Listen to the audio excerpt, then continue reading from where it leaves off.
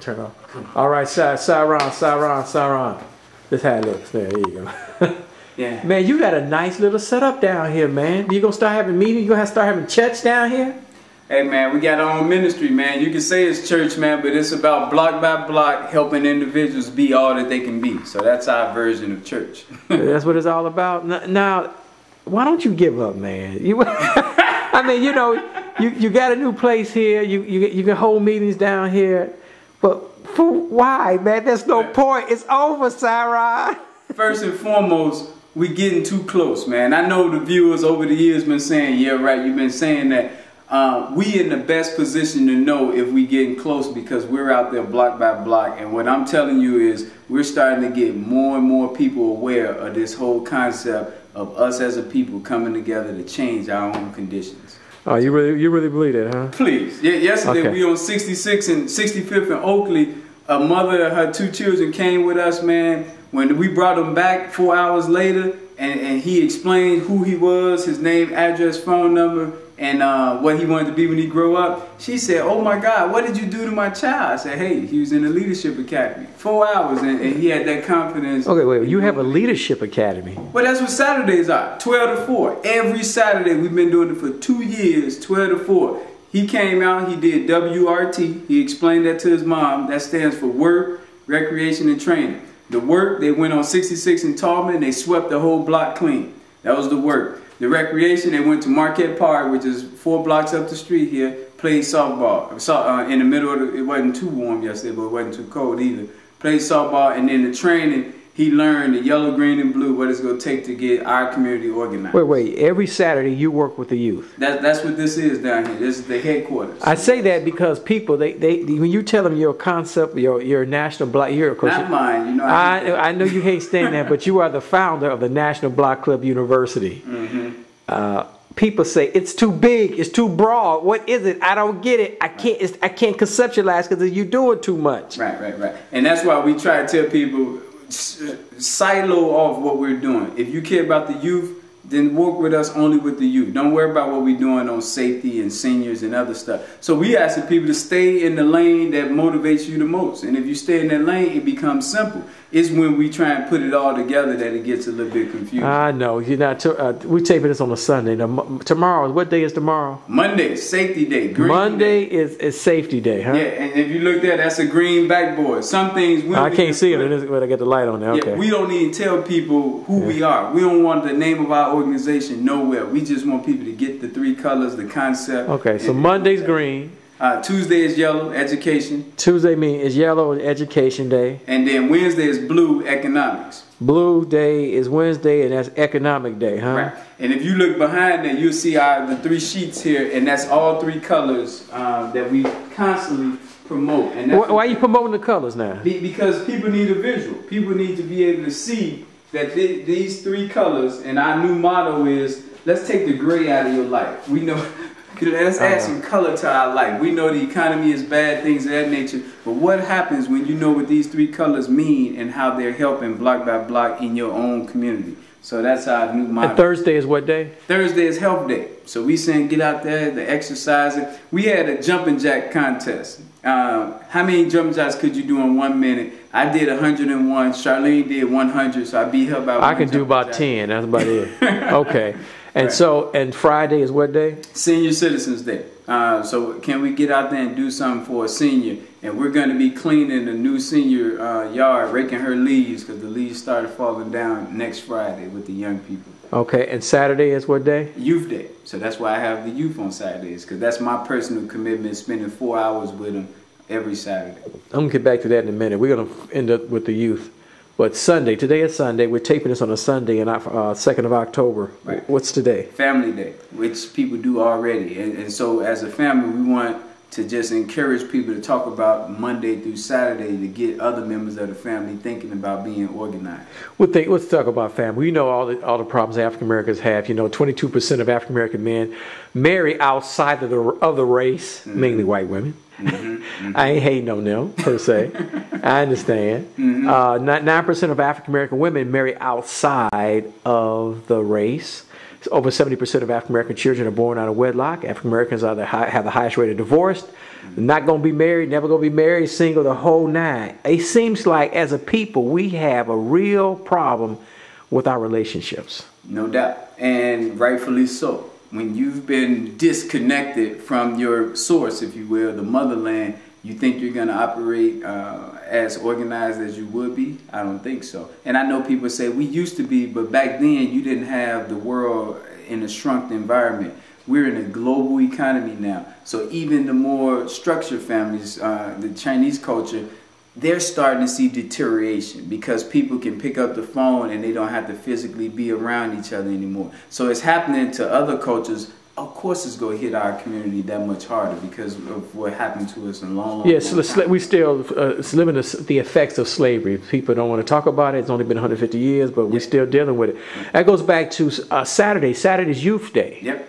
And that's the main problem we have. I think we're just so, like I say, so consumed with the travails of life. We don't focus, not we. Some of us do not focus on our children as much as we should. Right. That's where you come in. It's hard to. I mean, let's face it. Right now, with the economy being what it is, some people looking for work, and that's a whole nother arena. If you don't have a steady job, you think you want to volunteer, you think you want to go out there and help other people, young people, when I'm struggling. So of course not. So we get that. What I'm saying and suggesting is if we buy into this village concept, you have layers of support. There are other people who will love to help because they understand the conditions. So that's why I'm pushing this 1 day a month duty so we don't burn no one out. And if we do that, then every day we got people on standby ready to give you layers of support. I think the biggest misconception about what I've been talking and preaching is it's all about you. Not us at all. That's the whole key. Yeah, but you know, people, that's Syron's organization. That's Syron's thing. I don't want to make Syron famous. The mother yesterday, and she's going to see the video because she's on Facebook with me. She said, I can't believe you've been around this long and we haven't heard about you.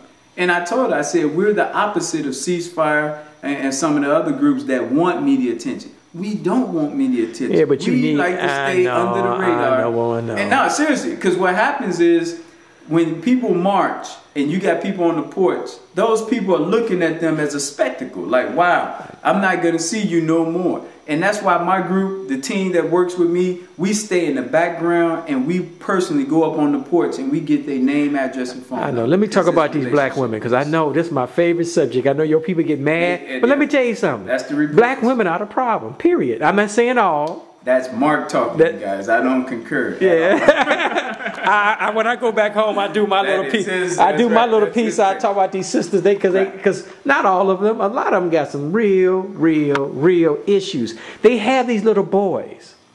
And they cute before the hormones kick in. Don't the sisters understand that? No. And let me defend my sisters here because 80% of our network is the sisters. So they're stepping up, not our men. We got our men. But they laid out in the bed with these men 5, 10, 15 years ago, knowing the man was no good. I will say this: we can put blame in all arenas, in all sides. Let's blame the women. The men laid there and probably made this baby and kept it moving and whatnot, and the woman is stuck nurturing this child by herself. Right. You know? So I won't let you go with that. But here's what I will say: it is frustrating when you have a mother who you're trying to work with and they don't want to work with you for the good and of the child. So that is frustrating, and I try to show empathy, which means that you don't sympathize with it, but you understand. Well, I don't empathize, no sympathize. But Mark, we can't give up on it because that child that you ignore might be the child that kills someone in your family, man. So I know that's why most of us move away. That's why most of us move away. I can give you a list of suburbanites who've been killed by urbanites. But I know African Americans have moved out to